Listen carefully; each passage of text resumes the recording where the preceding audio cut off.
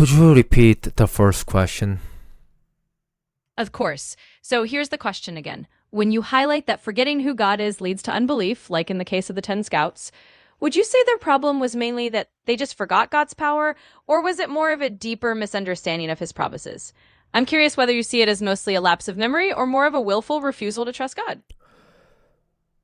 So, the doubt of 10 scouts regarding God's promise was deeply rooted in their ignorance, their ignorance of who God was.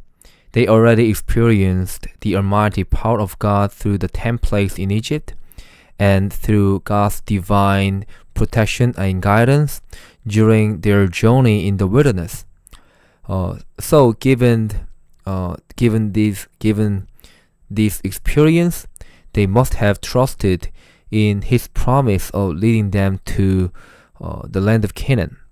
However, after exploring the land, their doubt grew stronger regarding His promise, and which led people to grumbling. So That the lesson we can draw from this story is that we must trust in God's promise of leading us to heaven, and we must respond to His promise by living in obedience to His word.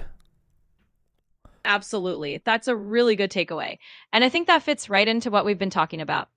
In other words, the story of the scouts really shows that trusting God's promise isn't just about mentally remembering it, but actually living it out in obedience because we truly know who He is. So let's keep this conversation going. Here's my next question.